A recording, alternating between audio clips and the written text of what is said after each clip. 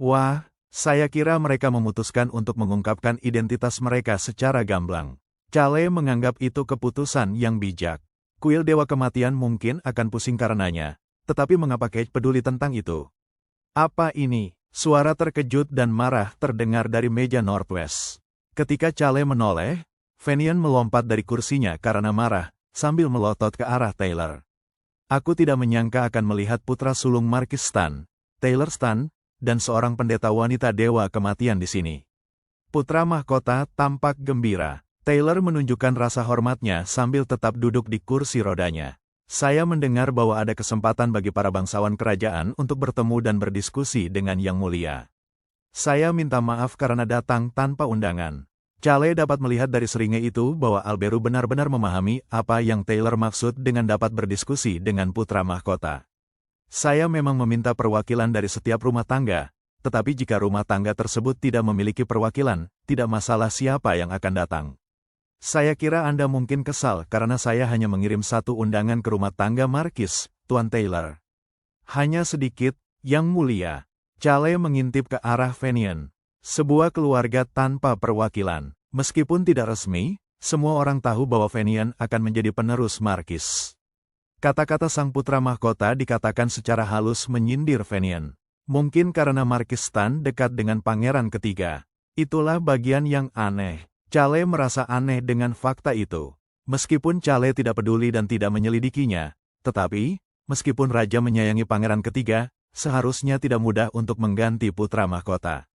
Meski begitu, sang putra mahkota merasa tidak nyaman dan waspada terhadap pangeran kedua dan ketiga dalam novel tersebut, dan Marquis Stan dekat dengan pangeran ketiga. Semua faksi lainnya juga memiliki seorang pangeran yang mereka dukung. Saya rasa ada sesuatu di sana. Tentu saja, sesuatu itu adalah sesuatu yang tidak ingin diketahui Chale. Saya merasa tidak enak karena membuat Anda kesal.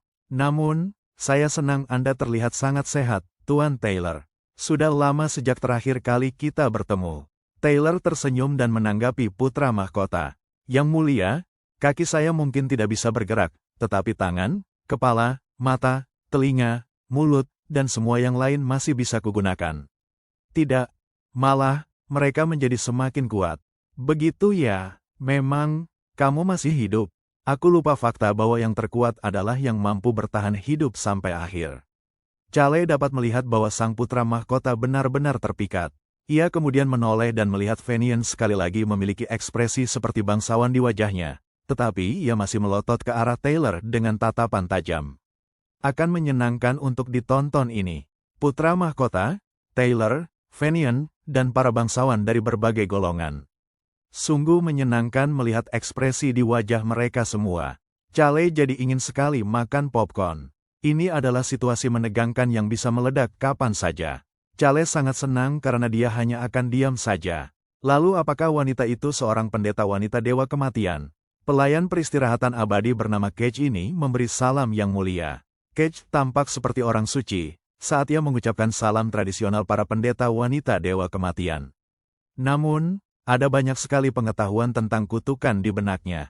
Kita bicara nanti saja, sudah saatnya pertemuan ini dimulai. Aku tidak yakin di mana kalian berdua harus duduk. Putra mahkota menegaskan bahwa ia akan meluangkan waktu untuk mengobrol dengan Taylor nanti. Chale mengintip ke meja Northwest. Mereka semua penuh dengan kekhawatiran dan kecemasan.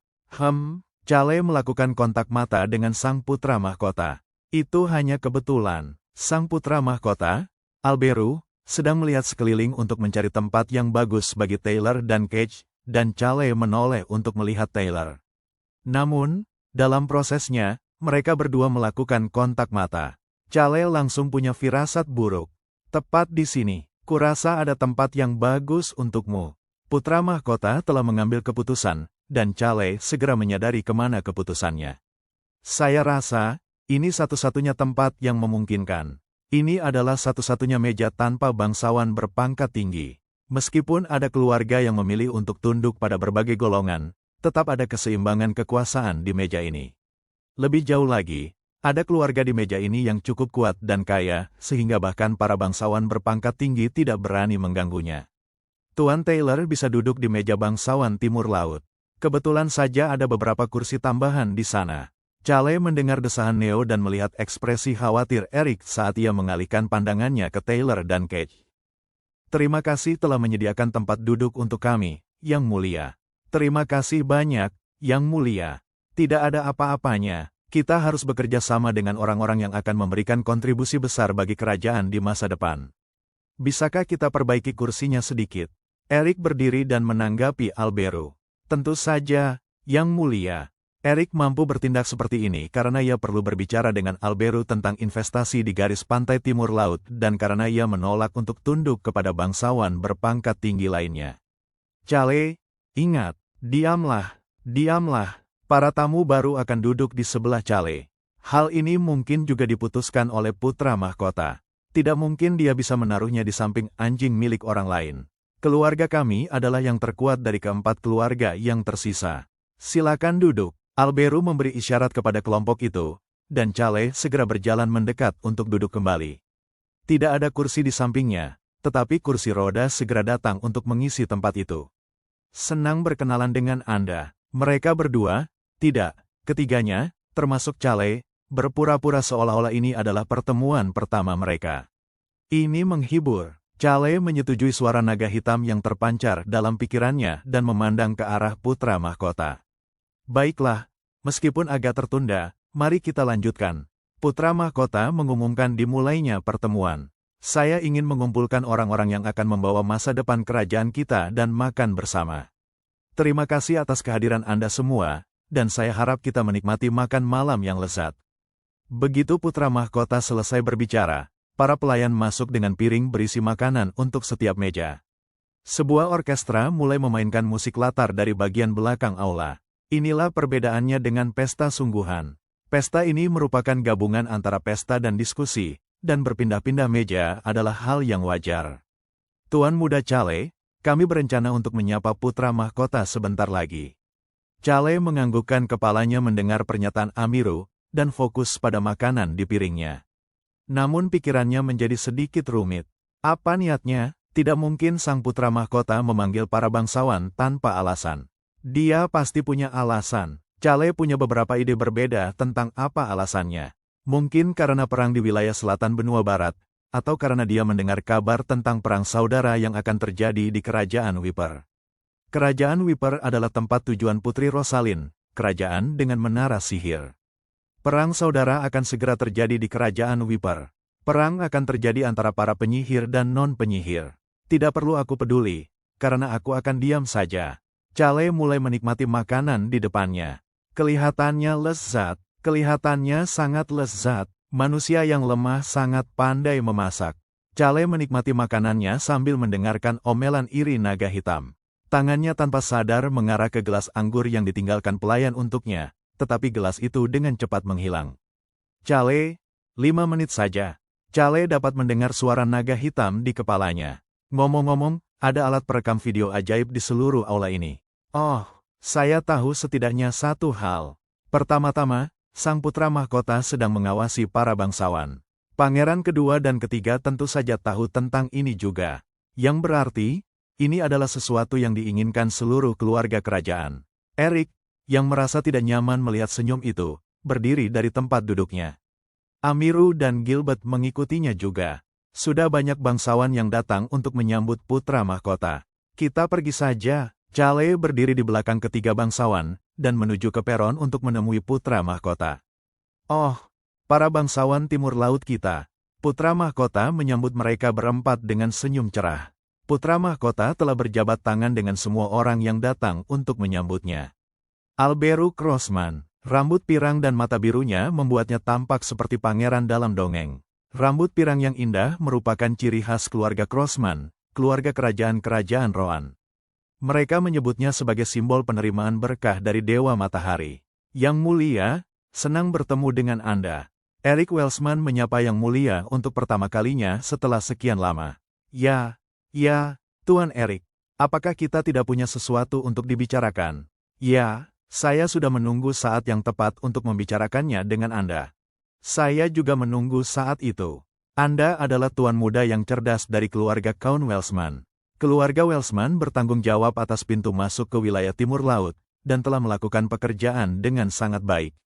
Bagaimana saya bisa membantumu? Dia perlahan mulai memahaminya. Chale berdiri diam di sana sambil memperhatikan Erik, yang tersenyum pada sang putra mahkota yang perlahan-lahan mengaktifkan lidahnya yang fasih.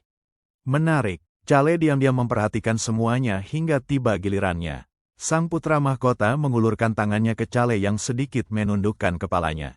Tuan Chale dari keluarga Henitus, yang bertanggung jawab atas wilayah timur laut kita. Mungkin ini pertama kalinya aku bertemu denganmu, tetapi, berkat kerja keras Kaun Derut, kita tidak lagi takut pada hutan kegelapan. Kau tidak tahu betapa menenangkannya hal itu bagiku dan semua orang. Ku dengar Tuan Chale adalah orang yang sangat berjiwa bebas.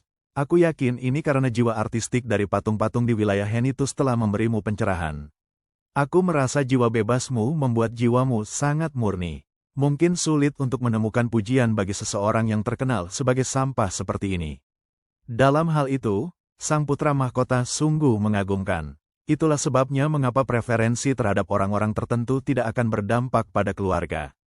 Chale dengan tulus menggenggam tangan sang putra mahkota, saat ia mulai menggunakan lidahnya yang fasih. Sekarang gilirannya, saya juga merasakan sesuatu setelah bertemu dengan Yang Mulia hari ini. Saya menyadari bahwa selain matahari kita saat ini, Yang Mulia, kita juga memiliki Anda, orang yang akan bersinar di malam hari untuk menjaga warga di malam hari. Itu adalah gambaran yang indah di mata saya. Petik 2. Benarkah begitu? Namun, sang putra mahkota tampak bingung sesaat, sebelum ekspresinya kembali normal. Benar, Yang Mulia, saya mungkin tidak bisa tidur malam ini setelah bertemu langsung dengan Anda, bintang dalam benak warga kami. Mulut Erik ternganga, sementara Gilbert dan Amiru tak kuasa menahan diri untuk menatap Chale dengan tak percaya. Chale dapat melihat sang putra mahkota mulai berpikir. Ia merasa telah mengambil langkah lain menuju tujuannya, yaitu menjauh dari sang putra mahkota. Pada saat itu, naga hitam menggumamkan sesuatu yang aneh. Mengapa orang lemah yang disebut putra mahkota ini mengecat rambutnya dengan sihir? Itu pada tingkat yang hanya bisa dilihat oleh naga besar dan perkasa sepertiku. Apakah naga lain mengecat rambutnya? Tidak. Apakah itu kekuatan jenis lain? Sial. Pada saat ini, Chale menyadari bahwa dia telah mengetahui rahasia tak berguna lainnya yang bahkan tidak dapat dia ungkapkan sedikit pun kepada orang lain. Apakah ini rahasia kelahiran kali ini? Chale tidak peduli untuk tahu tentang hal-hal seperti itu. Chale tersenyum lembut pada sang pangeran dan mulai berpikir. Tidak tahu, aku tidak tahu. Sang naga hitam terus berpanjang lebar menanyakan. Pupil matanya juga ikut berubah. Lemah sekali dia ini. Pasti sedang merencanakan sesuatu. Manusia lemah, hati-hati. Jika kamu berhenti bicara, aku pikir aku akan baik-baik saja. Orang ini tidak lemah. Manusia lemah, berhati-hatilah. Kau akan mati. Sial. Chale merasa takut pada naga hitam ini, yang menjelaskan hal-hal yang tidak berguna untuk pertama kalinya. Pada saat yang sama, pikiran Chale mulai berpikir cepat. Ibu sang pangeran bukanlah ratu. Ia adalah seorang selir, dan awalnya ia adalah seorang pelayan, salah satu warga yang bekerja di keluarga kerajaan. Ibu dari pangeran ketiga adalah ratu saat ini. Ibu dari putra mahkota dikatakan telah meninggal secara misterius ketika sang putra mahkota masih muda. Chale secara alami mulai berpikir tentang identitas sebenarnya dari ibu sang putra mahkota. Pangeran itu dikenal sebagai orang yang biasa-biasa saja, tetapi naga itu berkata bahwa dia tidak lemah. Dalam novel, bahkan Choi Han menilai sang putra mahkota sebagai orang yang biasa saja, jadi apa yang disembunyikannya? Dan bagaimana naga itu mengetahuinya? Petik 1. Tidak, apakah dia menyembunyikannya atau tidak, itu bukan urusanku. Petik 1. Petik 2. Tuan Chale tampaknya sedikit mirip denganku. Yang Mulia, pernyataan tersebut merupakan kehormatan terbesar dalam hidup saya. Putra mahkota melepaskan tangan Chale, seolah-olah dia gugup.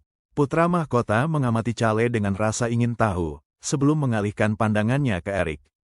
Erik mulai berbicara dengan putra mahkota sekali lagi. Chale memperhatikannya dan mulai berpikir. Pasti ada alasannya. Ada alasan mengapa putra mahkota waspada terhadap pangeran kedua dan ketiga. Ada pula alasan mengapa dukungan raja tiba-tiba jatuh ke tangan pangeran ketiga. Ia mampu menebak semuanya. Apakah dia bukan benar-benar putranya? Atau ada rahasia lain di balik kelahirannya? Pikiran Chale tertuju pada drama yang dilihat Kim Rok-soo saat bekerja di restoran setelah lulus SMA. Diamlah, dia akan tetap diam sejak saat itu. Dia membuat keputusan untuk tidak mencari tahu tentang apapun lagi. Chale benar-benar menepati janjinya. Dia tidak minum alkohol hari ini, dan itu membuat para bangsawan dari daerah lain, yang belum pernah bertemu dengannya sebelumnya, mendekatinya untuk berbicara. Chale menatap Eric setiap saat, dan Eric mulai bekerja. Oh, ini cukup bagus. Bukankah ini aneh? Benar, keduanya sedikit menjauh dari Eric dan Chale. Namun, Chale menoleh ke arah nona muda Amiru, dan Amiru berhenti bergerak mundur setelah melakukan kontak mata dengan Chale. Ngomong-ngomong, nona muda Amiru. Ya, saya mendengar bahwa garis pantai wilayah Anda sangat indah. Benarkah? Tentu saja. Tebing yang menghadap pantai sangat indah. Chale memikirkan tebing itu dan betapa sulitnya mendapatkan suara angin. Dalam novel, suara angin adalah kekuatan kuno yang akhirnya ditemukan oleh salah satu anggota faksi non-penyihir di kerajaan Wiper. Meskipun mungkin aneh bahwa seseorang dari kerajaan Wiper berakhir dengan kekuatan kuno di kerajaan Rowan, ada cerita panjang di balik itu juga. Bagaimanapun, kekuatan itu awalnya diberikan kepada seorang pembunuh penyihir. Orang bodoh yang sangat brutal yang muncul menjelang paruh kedua Perang Saudara. Dia sudah cukup kuat sehingga dia tidak benar-benar menggunakannya terlalu banyak. Menara ajaib itu akan segera runtuh. Setelah Perang Saudara, menara sihir baru akan dibangun di lokasi menara sihir yang runtuh, dan Rosalind akan menjadi penanggung jawab menara sihir baru itu. Choi Han, sang pembunuh penyihir, dan putra mahkota kekaisaran. Ketiga orang ini adalah orang-orang yang muncul sebagai pahlawan atas semua kejadian di tengah benua barat. Novel ini juga membahas bagaimana Ratu Hutan Selatan benua barat akhirnya terlibat dalam masalah penyatuan selatan juga. Mengesampingkan organisasi rahasia yang terus-menerus ditemui Choi Han, benua ini akan mengakhiri perdamaian yang telah terjalin selama 200 tahun untuk mulai berebut kekuasaan. Pesta akan segera berakhir, tentu saja. Para bangsawan sedang menunggu waktu untuk berbincang-bincang setelah makan. Bukan urusanku, itu bukan urusan Chale.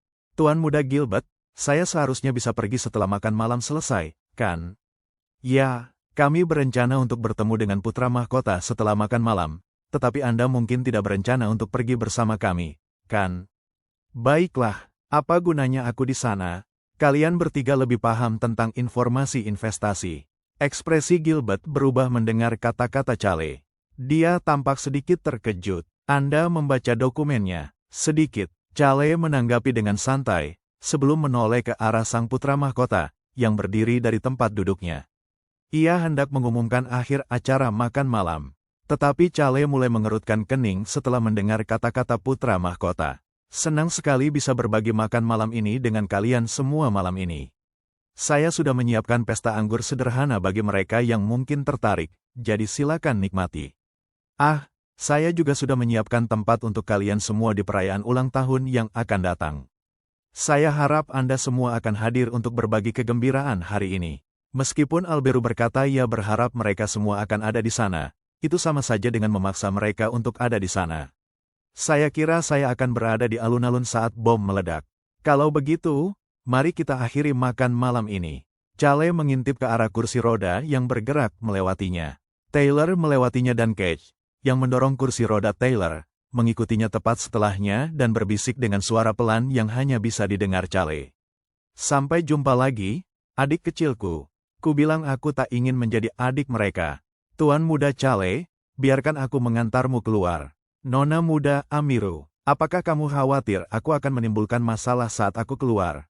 Sayangnya, Tuan Muda Neo juga akan kembali lebih awal. Ah, dia bilang dia akan ikut dengannya kalau Neo mencoba memulai sesuatu lagi. Chale menuju pintu ruang perjamuan tanpa pertanyaan lain, dengan Amiru di sampingnya. Mereka berdua tiba di kereta Chale tanpa banyak bicara, dan mendapati Ron menunggu di dekat kereta. Tuan Muda Chale, kerja bagus hari ini. Itu sulit, tapi kamu harus kembali dan bekerja lebih keras lagi, Nona Muda Amiru. Itu karena kita perlu mendapatkan kabar baik. Namun, Chale bisa merasakan keputusasaan dalam suaranya. Pantai timur laut benar-benar tanah yang tidak berguna. Tempat itu penuh dengan tebing, tidak ada hal menarik lainnya. Selain itu, pusaran air di sekitar tebing juga menjadi masalah. Orang-orang berpengalaman yang tinggal di wilayah itu tahu cara menghindarinya, tetapi itu adalah tempat yang berbahaya bagi orang lain.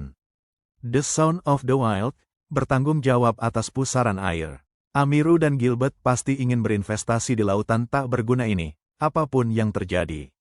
Chale menatap Amiru, yang berbicara dengan ekspresi aneh di wajahnya. Saya yakin kami mampu memperoleh hasil seperti itu. Nona muda Amiru. Ya, Tuan muda Chale. Saya yakin Yang Mulia akan sangat tertarik dengan investasi ini. Aku juga berpikir begitu. Chale merasa tidak ada salahnya untuk memberikan bantuan kepada Eric, Gilbert, dan Eric, yang saat ini ia ajak bekerja sama seperti orang-orang buas di bawah komandonya. Mereka masih membutuhkan keseimbangan kekuatan dalam pertemuan para bangsawan Timur Laut, dan Amiru tampak seperti orang yang dapat menyimpan rahasia dengan baik. Amiru setuju dengan pernyataan Chale. Itu karena sang putra mahkota mengingat masalah itu, bahkan tanpa Eric yang membicarakannya terlebih dahulu. Anda membahas investasi untuk pariwisata, kan?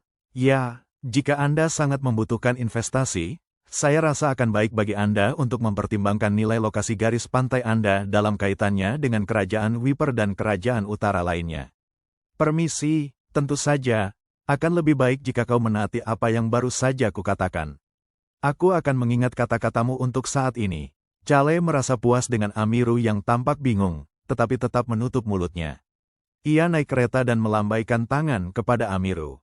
Amiru dengan ringan menggerakkan kepalanya untuk menanggapi lambaiannya.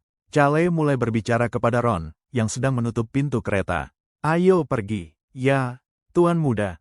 Garis pantai barat laut terdiri dari pantai berpasir.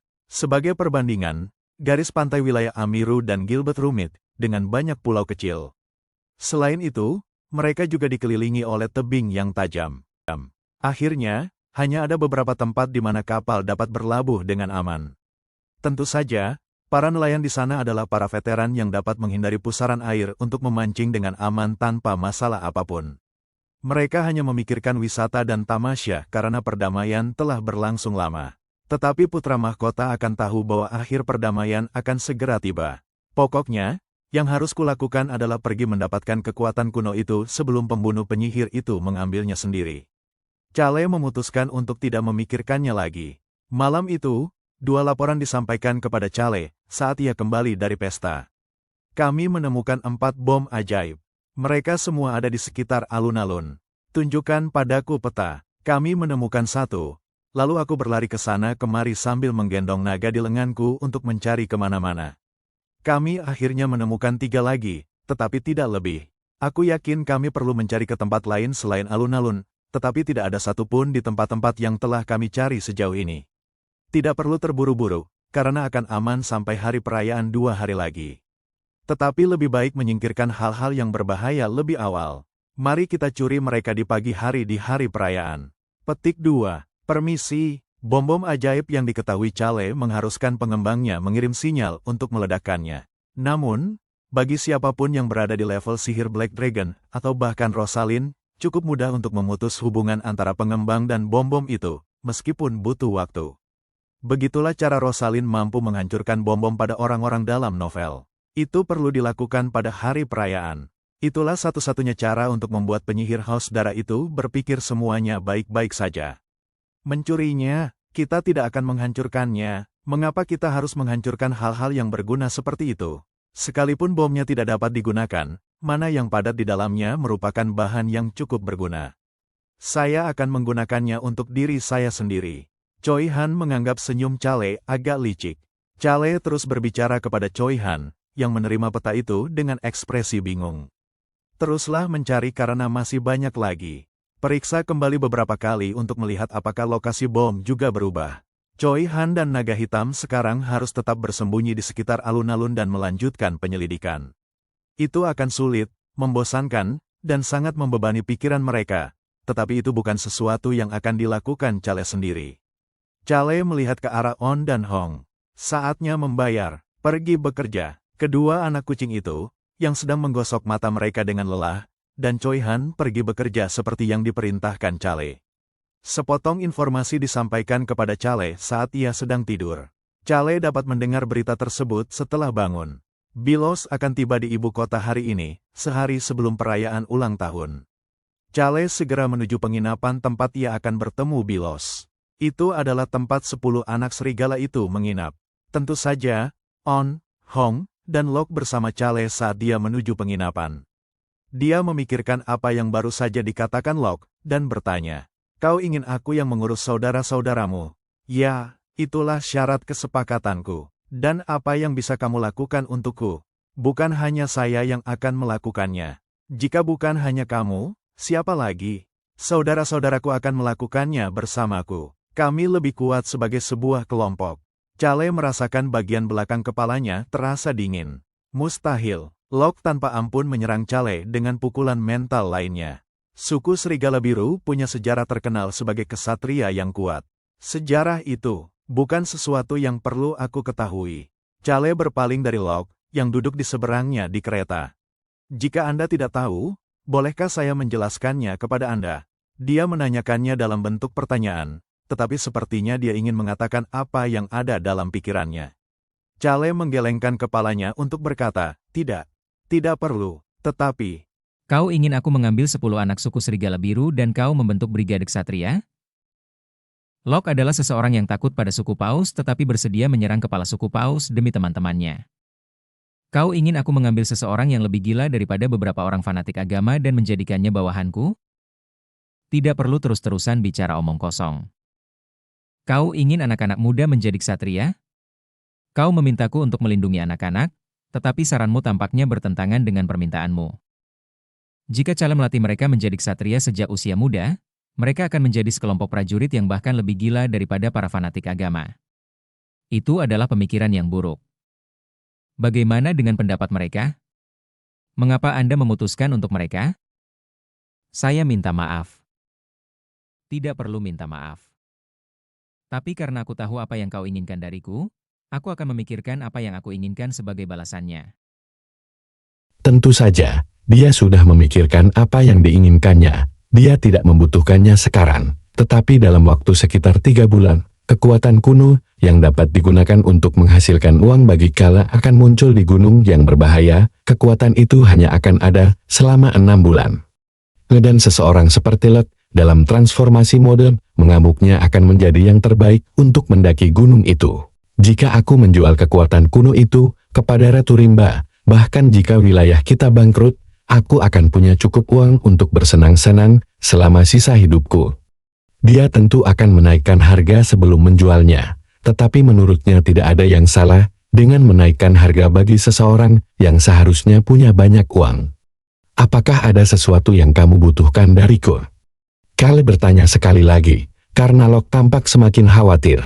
"Jangan menanyakan pertanyaan yang sudah jelas. Tentu saja, aku butuh bantuanmu." "Ya, aku akan melakukan apapun yang kau minta. Tolong beritahu aku jika kau sudah membuat keputusan, tentu." Chale mengatakan itu sebelum mengeluarkan kantong uang kecil dari sakunya dan melemparkannya ke Lok. Lok menangkap kantong itu saat Chale menjelaskan alasan pemberian uang itu. "Kamu akan bertemu saudara-saudaramu untuk pertama kalinya setelah sekian lama, jadi ajaklah mereka jalan-jalan keliling ibu kota.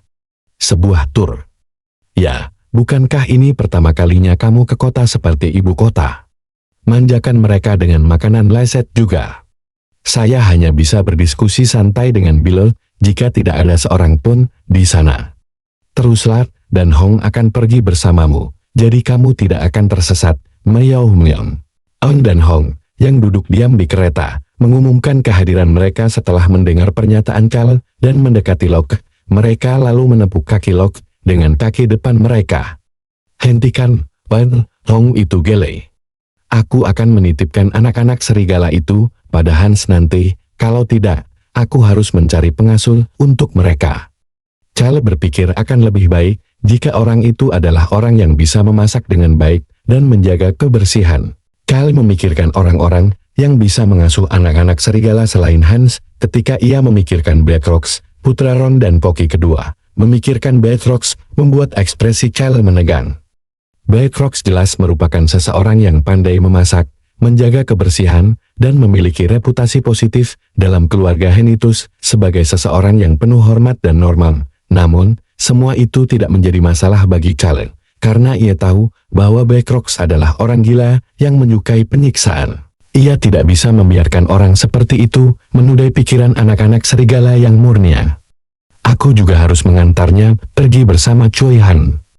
Dia tidak diperlukan, tetapi dalam novel, Backrox pergi bersama Choi Han dan Rosalind ke kerajaan Brit untuk menyiksa Laksamana Agung. Kyle sedang berdebat tentang siapa yang akan baik untuk mengurus anak-anak serigala ketika kereta kuda tiba di penginapan Bilos dan anak-anak serigala ditemukan.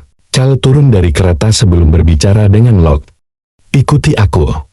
Selamat datang di Stand of Grapes. Ada yang bisa saya bantu? Kyle menanggapi sapaan pelayan muda itu dan segera menuju pintu belakang. Orang-orang yang dibawa Choi Han semuanya tinggal di villa di area belakang penginapan. Kamu yang membukakan pintu, karena itu adalah adik-adikmu, Al-Jian. Locke meletakkan anak-anak kucing itu dan meraih gagang pintu. Ini adalah pertama kalinya dia melihat adik-adiknya sejak dia berubah menjadi Gilan. Kyle perlahan mundur, karena dia punya firasat buruk bahwa dia mungkin tidak boleh melihat apa yang ada di balik pintu. Mereka dapat melihat bagian dalam villa begitu pintu dibuka. Tempat itu tampak nyaman. Namun, Kyle segera mundur 2 langkah lagi. Itu adalah gerakan nalurian. Hyung Tapa. Locke kopal. 10 anak berlari ke arah Locke, dan Locke juga berlari ke arah mereka. Sebuah reuni emosional terjadi di depan mata Kyle. Pada saat yang sama, ada seseorang yang membuat Kyle senang melihatnya. Tuan muda. Lama tidak bertemu, Bilos. Senang bertemu denganmu, Tuan muda Kyle. Apakah kamu pedagang yang datang bersama Choi Han? Seorang pria berusia 60-an dengan EKSPRASE lembut dan tubuh yang bagus. Orang ini adalah orang yang meminta Choi Han untuk membantu masalah suku serigala biru. Ya, saya mendengar banyak hal tentang Anda dari Tuan Choi Han. Merupakan suatu kehormatan bertemu dengan Anda, Tuan muda. Suatu kehormatan? Tidak ada artinya melihat wajah sampah sepertiku. Kyle mengulurkan tangannya kepada pria itu. Dan pria itu menjabat tangan Kyle sambil memperkenalkan dirinya. Namaku Odeus Flynn. Kyle mulai tersenyum. Odeus Flynn. Dia adalah salah satu kandidat kuat untuk posisi pemimpin Flynn Merchant Guild, tetapi menyerah. Dan memutuskan untuk mendirikan guild kecilnya sendiri. Dia adalah Paman Bilos. Dialah orang yang menghubungkan Bilos dan Choi Han satu sama lain, sekaligus orang yang mengungkap keserakahan terpendam Bilos. Dia bahkan lebih licik dari Ron. Dia bertindak siolliola. Dia memiliki serikat pedagang kecil. Tetapi, pada kenyataannya, dia mengenakan topeng untuk menguasai dunia bawah. Dia bersikap baik kepada sebagian orang, tetapi kejam dan jahat kepada yang lain. Itulah tipe orang Odeus Flynn. Saat ini, satu-satunya orang yang mengetahui kedua sisi karakter Odeus adalah Kyle. Kyle berpura-pura tidak tahu apa-apa saat dia menyapa Odeus. Flynn, kau pasti ada hubungan keluarga dengan Bilos. Senang bertemu denganmu. Saya juga terkejut. Saya tidak tahu Bilos adalah orang yang dikenal Tuan Muda Kyle. Saya tidak pernah bertemu Bilos sejak dia masih kecil. Jadi, saya sangat senang bisa bertemu dengannya lagi. Saya merasa banyak sekali pertemuan baik akhir-akhir ini. Bilos tidak dapat menyembunyikan perasaannya yang rumit saat melihat Odeus. Odeus adalah seseorang yang menyingkirkan Flynn Merchant Guild dan menjalani hidup yang lebih sederhana. Selain itu, Odeus adalah Paman Bilos, dan satu-satunya orang yang memiliki kenangan indah tentang masa kecil Bilos. Ya, dia orang yang baik terhadap Bilos. Ayo naik ke atas dan minum. Villa itu berlantai 2, dengan bar kecil di lantai atas. Tentu saja, Kyle juga menyapa Odeus. Choi Han dan Rosalind akan segera tiba, jadi kalian bertiga bisa menyusul. Saya mengerti. Saya harap saya juga punya kesempatan untuk minum bersama Anda di masa mendatang, Tuan Muda Kyle. Mari kita minum bersama suatu saat nanti. Terima kasih banyak, Tuan Muda Kyle. Terima kasih banyak. Kyle memandang ke arah 10 anak yang mengucapkan terima kasih kepadanya dan mulai berpikir. Benar-benar bikin pusing. Ada 10 anak yang semuanya memancarkan aura yang membuat Kyle yakin bahwa mereka akan menjadi sangat kuat di masa depan. Meskipun mereka menyaksikan orang tua sepupu, dan anggota keluarga lainnya terbunuh tepat di depan mata mereka, membuat Kyle tahu bahwa mereka masih memiliki kemurnian dan rasa syukur. Tidak ada pula yang masih sangat muda. Semuanya tampak berusia antara 10 sampai 13 tahun. Saya kira mereka dapat memiliki instruktur pelatihan daripada pengasuh anak. Dia kemudian berbalik dan menuju ke atas. Meskipun dia tidak menanggapi dan mengabaikan mereka, Kyle masih bisa mendengar anak-anak serigala mengucapkan terima kasih kepadanya dari belakang. Itu membuat Kyle merinding sekali lagi. Tuan muda Kyle, apa yang telah Anda lakukan? Melakukan apa yang saya bisa untuk masa depan yang damai. Bilos menunjukkan ekspresi tidak percaya di wajahnya saat ia mengeluarkan alkohol dan gelas dari lemari. Ia kemudian duduk di seberang Kyle dan mengisi cangkirnya sendiri. Apakah kamu tidak melihatku di depanmu? Maafkan saya, Tuan muda. Saya sedang banyak pikiran. Bilos menghabiskan sekitar setengah botol sebelum menoleh ke arah Kyle. Tidak.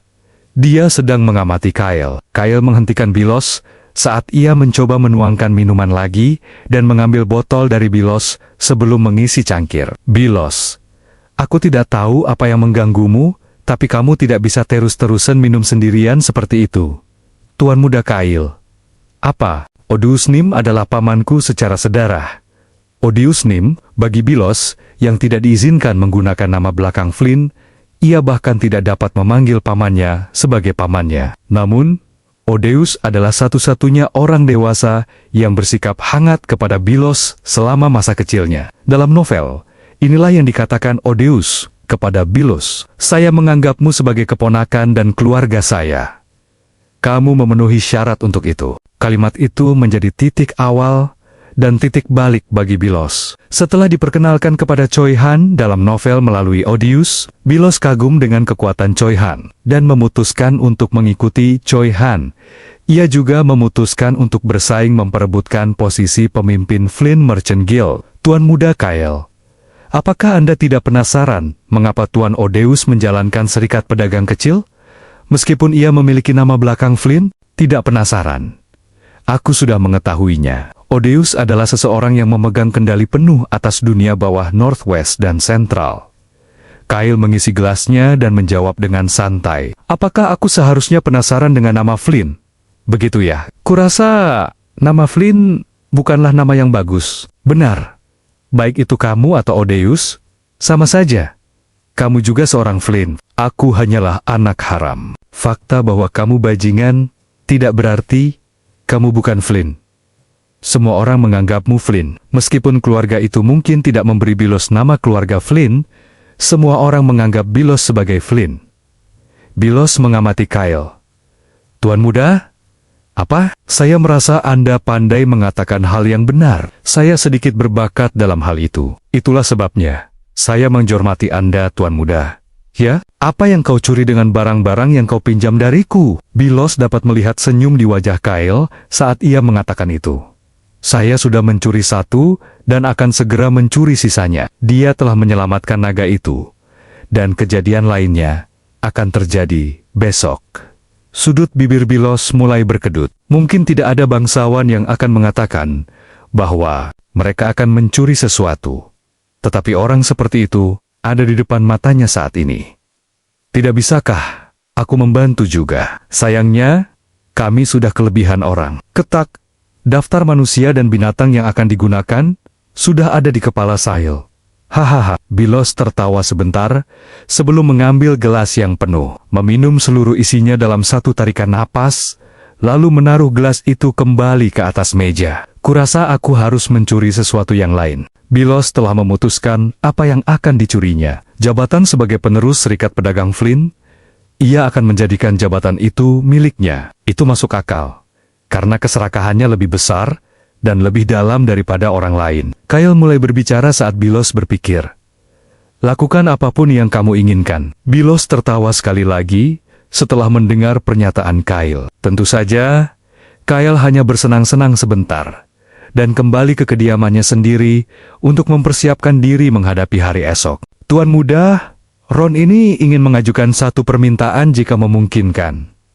Sebuah permintaan? Ron mengangkat kepalanya dan mulai berbicara. Tolong jaga anakku. Nak, maksudmu Bicrox? Ya. Mengapa? Kyle dapat melihat senyum ramah Ron menghilang. Ini adalah pertama kalinya Kyle melihat Ron memasang ekspresi kasar di wajahnya. Saya perlu pergi berburu rubah. Meskipun sudah tua, Ron tetaplah seorang pembunuh. Ron kembali membenahi ekspresinya dan mulai berbicara. Ekspresinya tenang, hanya sudut bibirnya yang sedikit terangkat. Tuan muda, kita tahu, kalau aku adalah orang yang suka membunuh kan? Kyle bisa merasakan sensasi mabuk alkohol itu langsung menghilang. Ia mulai merinding lagi. Jadi, Ron hendak kembali menyunggingkan senyum ramah di wajahnya setelah mendengar tuan mudanya yang seperti anak anjing berbicara dengan nada bicaranya yang biasa, menyebalkan, dan kasar, tetapi dia menahannya dan mulai berbicara.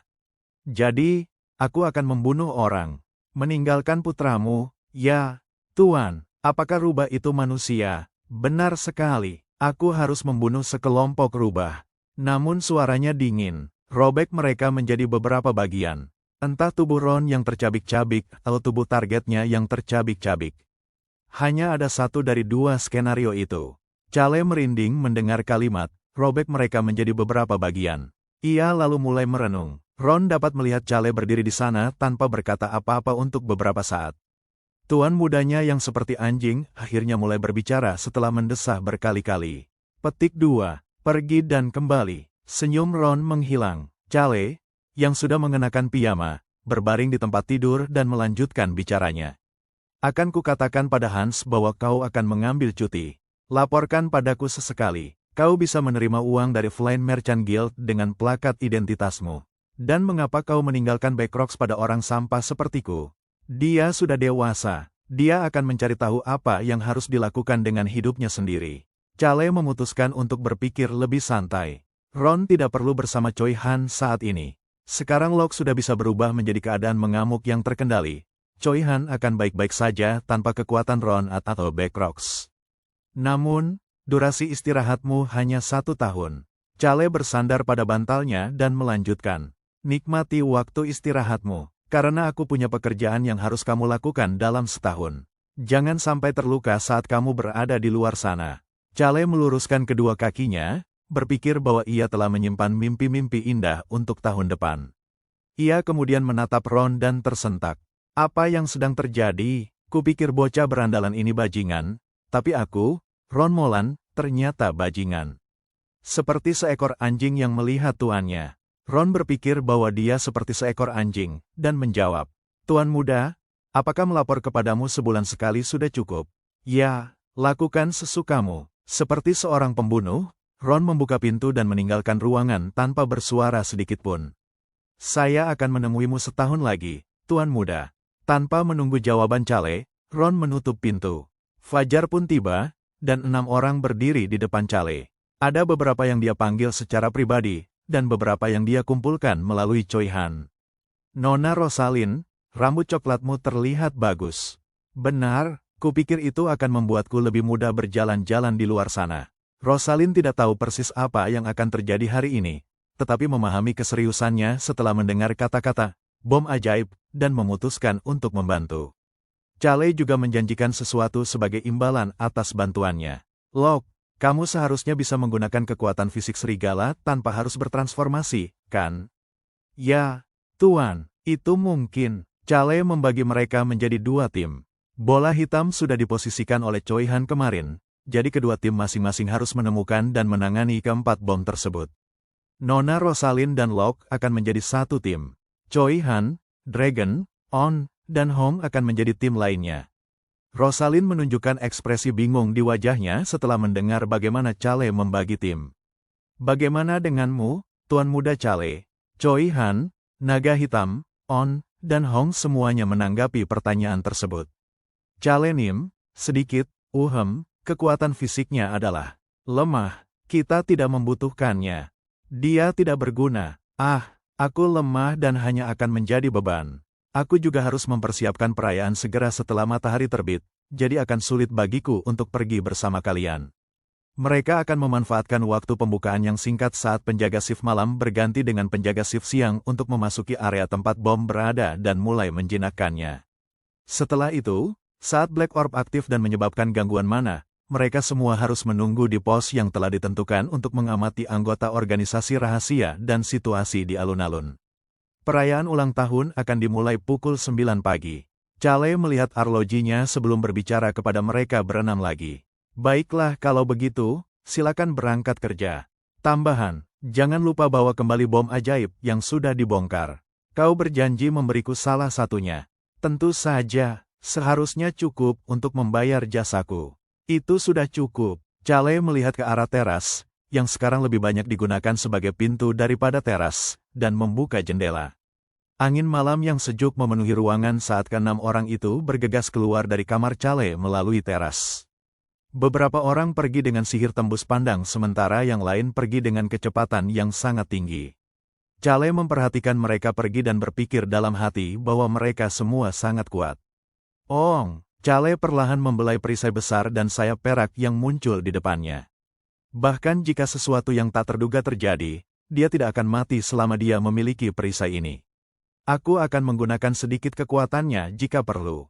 Chale menepuk-nepuk perisai itu, yang tampak lebih suci setelah memiliki lambang hati terukir di dalamnya, dan memutuskan untuk menggunakannya tanpa diketahui jika memang diperlukan.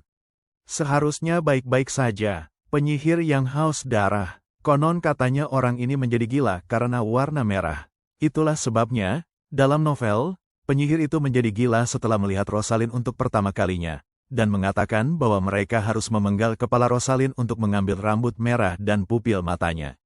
Seberapa besar kemungkinan aku akan berada dekat dengan orang gila itu? Hari ini adalah hari terakhirmu melayaniku. Saya bisa melakukannya lagi dalam setahun. Dia berencana untuk mengirim Ron ke Choi Han segera setelah dia kembali dalam setahun.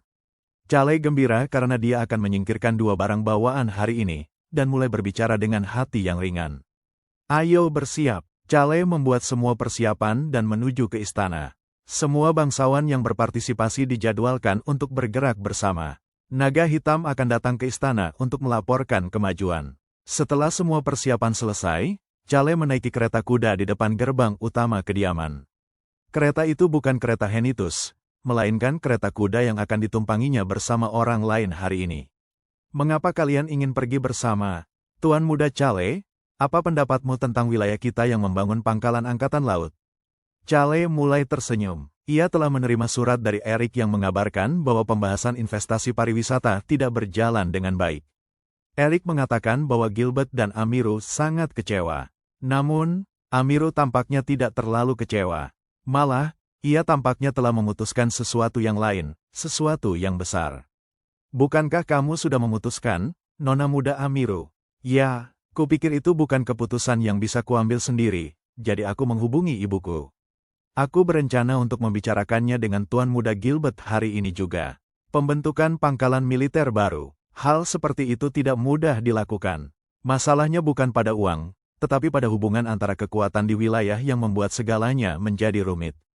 Terutama di masa damai, seperti sekarang ini. Itulah sebabnya mahkota akan mengincar wilayah timur laut. Wilayah timur adalah satu-satunya wilayah yang memiliki akses ke lautan, tetapi, yang terpenting, ada keseimbangan kekuatan di wilayah timur. Akan sulit bagi para bangsawan berpangkat tinggi di wilayah lain untuk memengaruhi pangkalan tersebut. Lalu kekhawatiran Nona Muda Amiru adalah pengaruh mahkota di wilayahmu akan semakin kuat karena ini. Benar, itulah sebabnya aku meminta waktu bersamamu hari ini. Itu berarti ada sesuatu yang ingin ia bicarakan dengannya. Saya penasaran dengan pertanyaan Anda, tetapi saya rasa saya perlu memberitahu Anda sesuatu terlebih dahulu. Keputusan apapun terkait dana keluarga Henitus sepenuhnya dibuat oleh ayahku. Sampah sepertiku tidak punya kewenangan untuk mengambil keputusan. Keluarga kerajaan akan memberikan izin untuk membangun pangkalan angkatan laut dan menginvestasikan sejumlah besar uang. Tentu saja, kepemilikan pangkalan angkatan laut itu kemudian akan diwariskan kepada keluarga kerajaan. Ketika membangun pangkalan militer di wilayah yang berada di luar ibu kota, ada banyak kontrak berbeda antara mahkota dan bangsawan untuk kepemilikan dan logistik lainnya yang melibatkan pangkalan militer. Ada perbedaan yang signifikan dalam hal tenaga kerja dan dana antara menggunakan lokasi tersebut sebagai pangkalan militer daripada menggunakan tebing dan laut hanya untuk pariwisata. Jujur saja, keluarga Amiru dan Gilbert hanya memiliki kekayaan rata-rata, tidak memiliki dana maupun tenaga untuk menyelesaikan proyek tersebut. Itulah yang ingin dicegah Amiru. Itu berarti hanya ada satu cara. Meminjam uang dari seseorang yang punya banyak uang. Benarkah demikian? Senyum Amiru tampak sangat cerdas. Dia memasuki kamar putra mahkota saat pesta anggur bersama Eric dan Gilbert setelah Cale pergi. Saat itulah ia mengetahui bahwa sang putra mahkota tertarik pada daerah pesisir, meskipun ia tidak tertarik pada pariwisata. Ketika ia kembali ke kediamannya malam itu, ia memikirkan kata-kata Cale dan memahami maksudnya. Yang Mulia Putra Mahkota waspada terhadap kerajaan Wiper dan kerajaan-kerajaan di utara.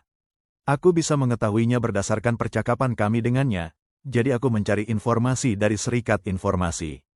Sudah kuduga, Cale dapat mengetahui dari kata-kata Amiru bahwa Putra Mahkota dan keluarga kerajaan menyadari fakta bahwa kerajaan Wiper akan segera menghadapi perang saudara, dan bahwa utara sedang mengumpulkan pasukan mereka. Tetapi ini tidak terduga. Keputusan Amiru tepat sasaran. Keluarga Amiru sedang tidak dalam keadaan baik saat ini, dan sangat bergantung pada bantuan keluarga Eric Welsman. Akan sangat mahal untuk mendapatkan informasi tentang kerajaan asing melalui serikat informasi, tetapi kesediaannya untuk menghabiskan uang itu demi memverifikasi satu informasi saja menunjukkan kepribadiannya. Amiru menatap Cale, yang mendengarkan dengan tenang, sebelum melanjutkan. Saya dengar wilayah Henitus saat ini sedang memperkuat temboknya. Saya yakin keluarga Henitus akan tertarik pada militer, karena wilayah itu tidak mengizinkan segala bentuk invasi. Cale menganggukkan kepalanya pada pernyataannya dan menjawab, saya akan membicarakannya dengan ayah saya. Kami juga akan mengirimkan permintaan resmi. Jika pangkalan angkatan laut ini dibangun, keseimbangan kekuasaan di timur laut akan beralih ke 4 keluarga Cale, Eric, Amiru, dan Gilbert.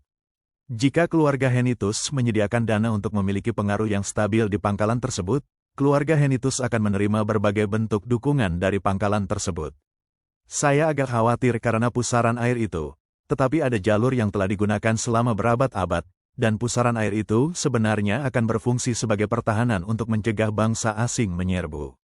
Itulah sebabnya saya ingin mencobanya. Pusaran air. Cale menahan diri untuk tidak tersenyum begitu dia menyebut pusaran air. Pusaran air itu akan segera menjadi milik Cale untuk dimanfaatkan sesuai keinginannya. Bukankah hebat jika bisa membangun rumah di salah satu tebing itu dan menikmati matahari terbenam di masa depan? Akan sulit baginya untuk tetap tinggal di tanah Henitus setelah ia menyerahkan kendali kepada Basen. Rencana Cale adalah bersembunyi di suatu sudut terpencil selama perang, lalu menuju ke wilayah Amiru atau Gilbert setelah perang berakhir untuk membangun rumah di tebing untuk bersantai sambil melihat ke arah laut.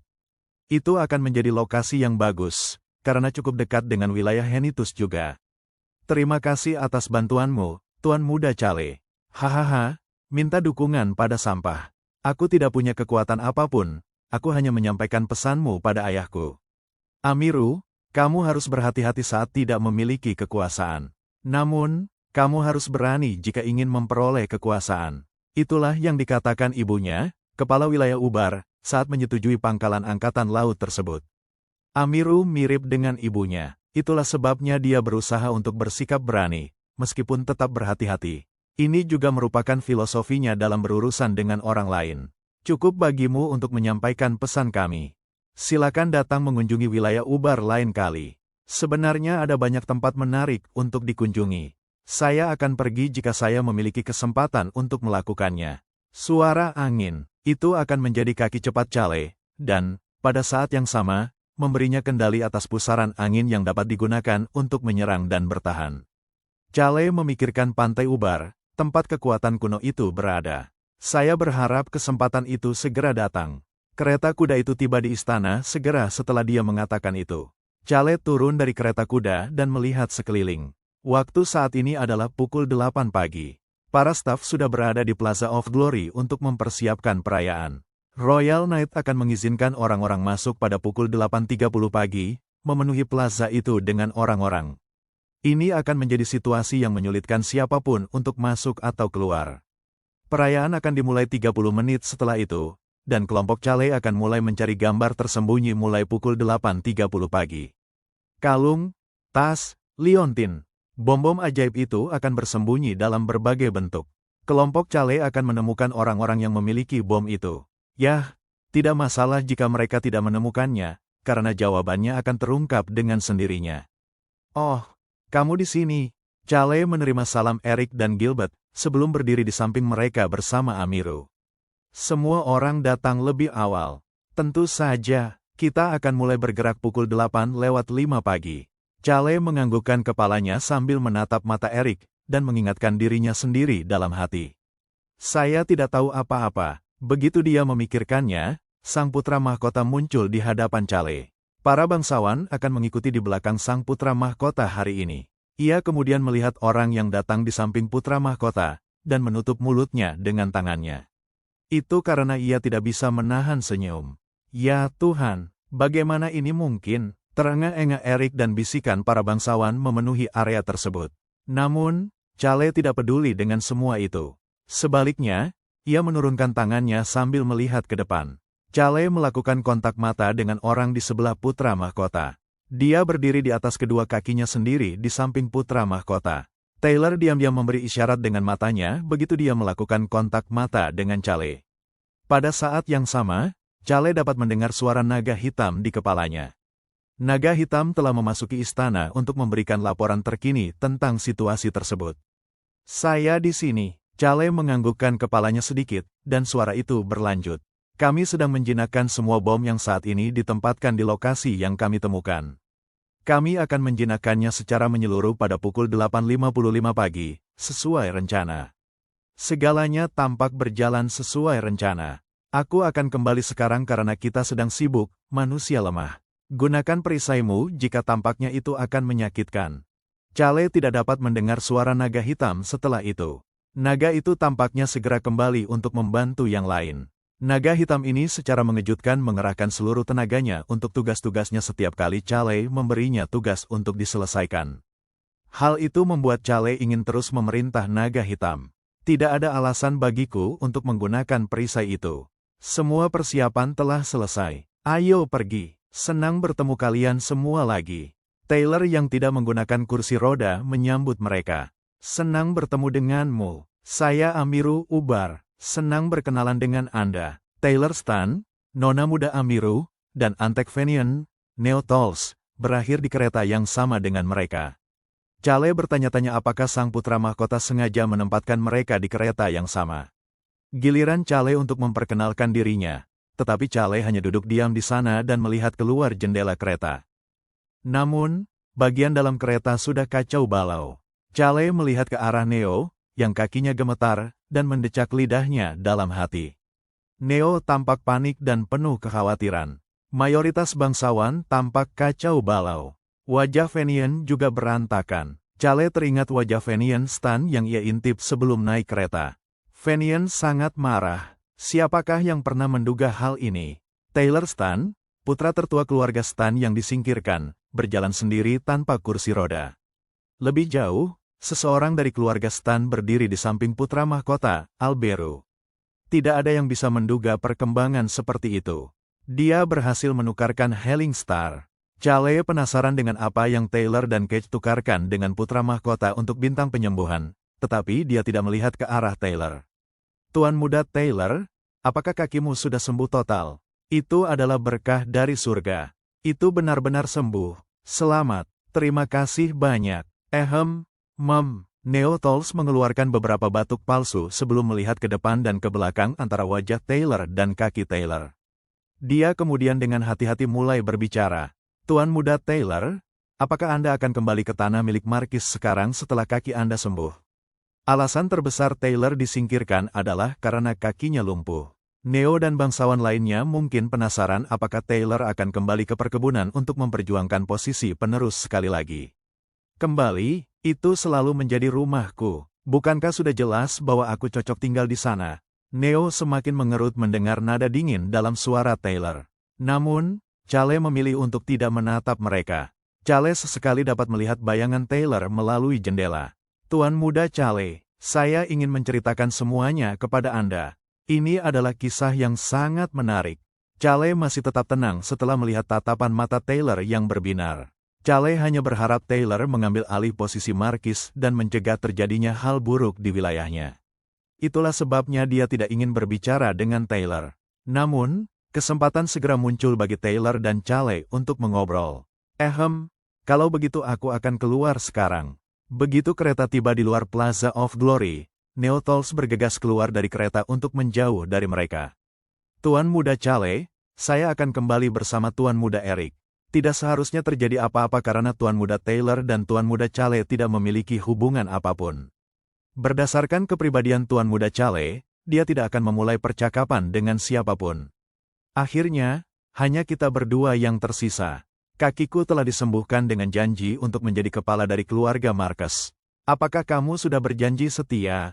Tidak, aku sudah membuat kesepakatan. Chale menganggukkan kepalanya. Bagus. Selamat atas kesembuhan kakimu. Taylor merasa reaksi itu sangat sesuai dengan kepribadian Chale, lalu mengeluarkan sebuah amplop kecil dari sakunya dan menyerahkannya kepada Chale.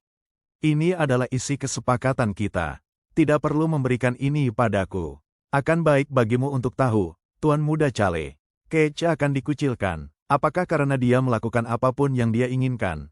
Benar. Dia sangat senang karenanya. Dia sekarang akan maju seperti pendeta wanita yang dikucilkan yang dipandang sebagai pendeta wanita pemberani oleh orang lain, seperti dalam novel. Itu bagus. Taylor kemudian mulai mengerutkan kening, seolah-olah semua emosinya menghantamnya sekaligus seperti pusaran air, dan mulai berbicara. Ini baru permulaan. Kita akan menang. Benar, Tuan Muda Chale. Mengapa dia mengikut sertakan saya dalam kemenangan mereka? Kamu akan menang. Terima kasih banyak. Kalau begitu aku akan turun dulu. Kita bertiga harus minum bersama setelah kemenangan kita. Anggur Henitus lezat sekali. Taylor akhirnya membuka pintu kereta setelah mendengar perkataan Chale dan pergi. Chale segera membuka amplop itu begitu dia sendirian. Putra mahkota ingin menghindari perang saudara. CK, dia mendecakkan lidahnya pelan dan memasukkan catatan itu jauh ke dalam saku bagian dalam. Benar-benar ada rahasia di balik kelahiran putra mahkota. Chale menggelengkan kepalanya dan melangkah keluar dari kereta. Chale, Tuan Muda Chale, ayo kita pergi. Sekarang giliran kita memasuki alun-alun. Dalam novel, Choi Han penasaran dengan orang-orang ini, yang memiliki kedudukan lebih tinggi daripada warga biasa di kerajaan. Hari ini, Chale akan pergi ke tempat yang sama. Namun, ia masih berada di posisi paling bawah dibandingkan dengan keluarga kerajaan dan para pendeta suci. Waktu saat ini adalah pukul 8.25 pagi. Sudah waktunya bagi para bangsawan dan pendeta untuk masuk. Para ksatria mulai mencegah warga negara lain untuk masuk guna memberi ruang bagi para bangsawan. Ayo pergi, Tuan Muda Chale. Apakah ini pertama kalinya Anda di Plaza of Glory? Ya, aku sempat mampir sebentar dengan kereta kudaku, tapi ini pertama kalinya aku melihat semuanya. Chale memandang sekeliling alun-alun sembari berkata demikian. Kedai teh di selatan, penginapan di sebelah barat, sebuah toko bunga di sebelah timur, puncak gedung asosiasi pembuat keramik di sebelah utara. Keempat tempat itulah yang menjadi fokus Chale saat melihat sekelilingnya. Plaza itu cukup luas. Chale memeriksa lokasi penempatan bom ajaib itu. Pada saat yang sama, ia melihat ke arah air mancur di sebelah selatan. Seorang anak laki-laki melambaikan bendera, seolah-olah ia sedang mencoba menyambut sang raja. Anak laki-laki itu adalah Locke. Semuanya berjalan sesuai rencana. Waktu saat ini adalah pukul 8.30 pagi. Kami sedang membuka jalan sekarang. Para kesatria menutup semua pintu masuk agar para bangsawan bisa masuk. Pada saat yang sama, Chale menjentikkan jarinya.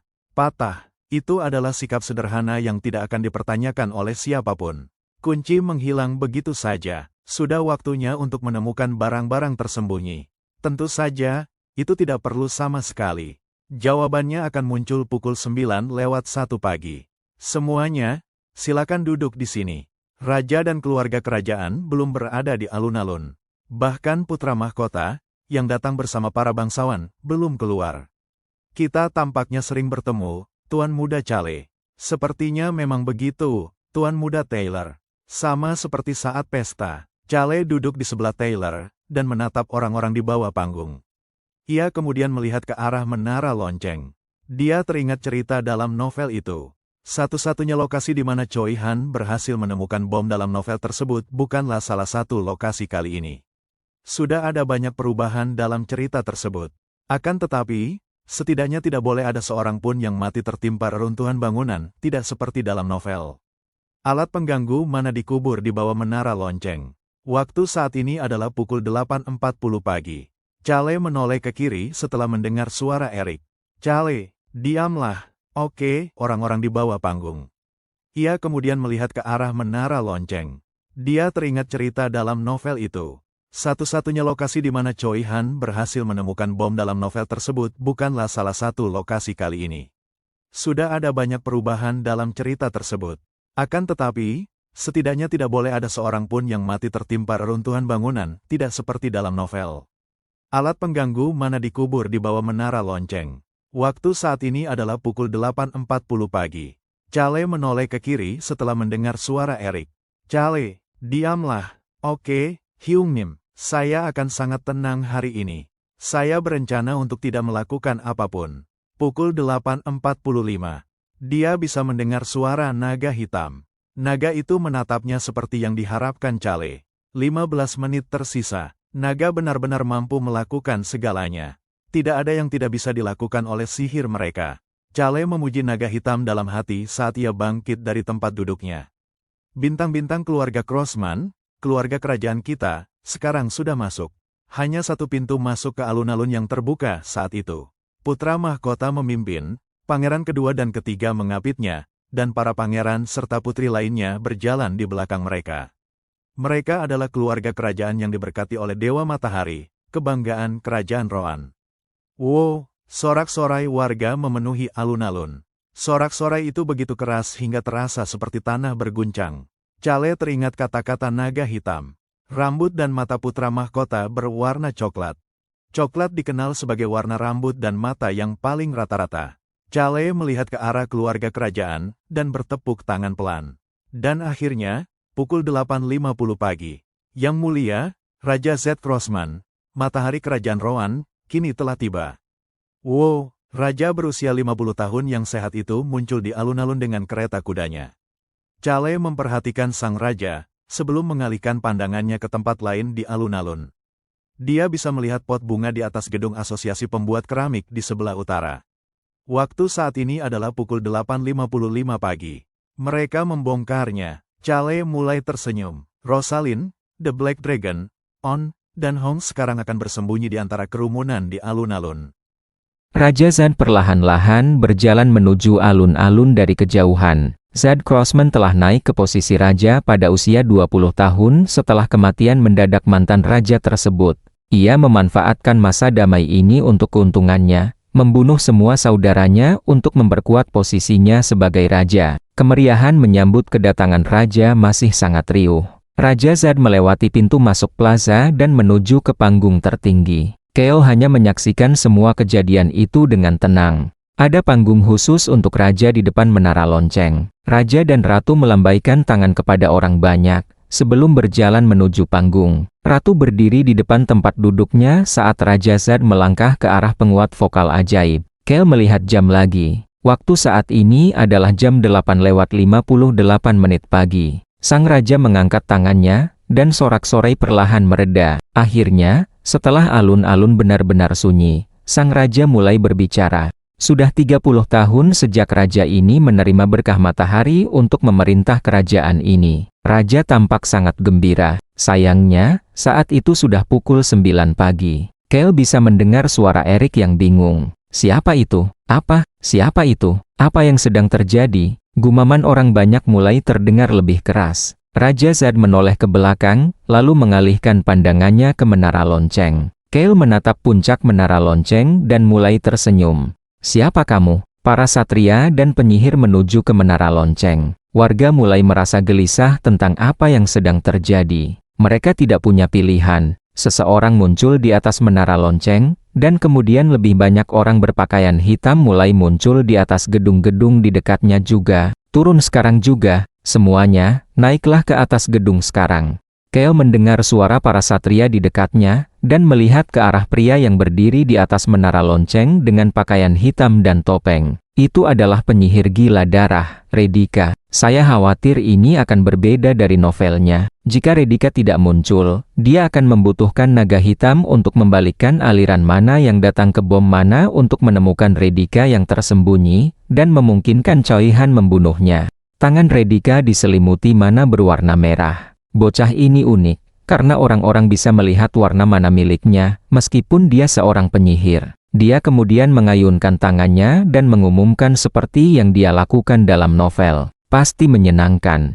Suara mengerikan yang terdengar seperti logam yang saling beradu, memenuhi alun-alun. Kemudian, mana merah melesat ke berbagai tempat di alun-alun. Saat itu tepat jam 9:01 pagi. Ong! Getaran dimulai dari bawah menara lonceng. Bip! Lebahiip!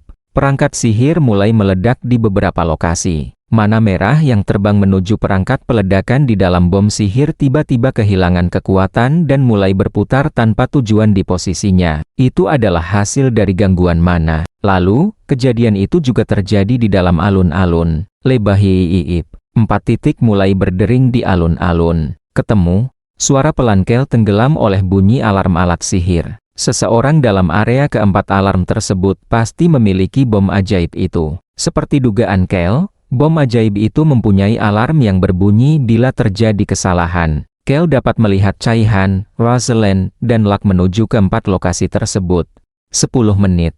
Sekalipun mereka tidak berhasil menjinakkan bom dalam 10 menit. Mereka punya banyak waktu untuk memindahkan bom ke gunung di belakang agar bom meledak tanpa melukai siapapun. Itu mungkin terjadi berkat Rosalind dan naga hitam. Menemukan satu manusia. Kel mulai tersenyum setelah mendengar laporan naga hitam yang tak terlihat itu. 10 menit baru saja dimulai. Kel dapat melihat Caihan menangkap seseorang saat naga hitam membuat laporannya. Orang itu adalah orang yang ditentukan oleh naga hitam sebagai pemilik bom ajaib. Kel bisa melihat kalung di leher orang itu. Pasti itu saja, Kel. Hahaha, si penyihir gila darah. Redika sedang tertawa. Bermain hihihi. Yang mulia, silakan pergi ke tempat yang aman. Para satria kerajaan dan beberapa penyihir berada di samping keluarga kerajaan dan raja untuk membantu mereka melarikan diri. Kel pertama-tama melihat ke arah putra mahkota. Rambutnya masih pirang. Bukankah itu sihir yang menggunakan mana? Kel teringat apa yang dikatakan naga hitam di masa lalu. Kel memutuskan untuk berhenti memikirkannya, dan terus melihat sekeliling. Setengah dari Royal Knight dan penyihir yang tersisa berusaha menenangkan kerumunan dan menemukan alat pengganggu mana, sementara setengah lainnya bergegas menuju organisasi rahasia. Redika, yang telah tertawa beberapa saat, mulai berbicara. Ini menyebalkan. Dengan itu, semua anggota organisasi rahasia selain Redika mulai melancarkan serangan jarak jauh. Tombak, belati, dan pisau lempar. Segala macam serangan mulai menghujani para kesatria. Ledakan, bermain-main. Bip, Kel merasa suaranya sangat keras. Pada saat yang sama, naga hitam melanjutkan laporannya. 1 manusia lagi, dan 1 lagi. Jam 9:04. Ini adalah orang ketiga sejauh ini. Kel, kita juga harus pergi. Kita harus pergi. Tuan muda Kel, cepatlah. Kel menoleh ke arah Eric, Amiru, Gilbert, dan Taylor. Mereka semua segera berkumpul di sekitarnya. Eric melihat sekeliling dengan ekspresi kacau di wajahnya. Kel mengikuti jejaknya dan melihat sekeliling juga. Apa yang kau lakukan? Cepat dan biarkan kami pergi. Biarkan kami keluar sekarang juga. Para bangsawan berjuang untuk keluar dari alun-alun secepat mungkin. Tentu saja, ada beberapa yang tenang juga. Namun, berbeda dengan yang ada di bawah panggung. Mengapa kamu menghalangi jalan keluar? Buka jalan. Tolong tenanglah. Tunggu sebentar. Kau berharap kami menunggu dalam situasi seperti ini? Minggirlah. Apa kau gila? Para bangsawan sedang berusaha pergi sekarang. Biarkan kami pergi juga. Kel mencari tangan yang terangkat ke udara di tengah kekacauan itu. Ah, apa yang kau lakukan?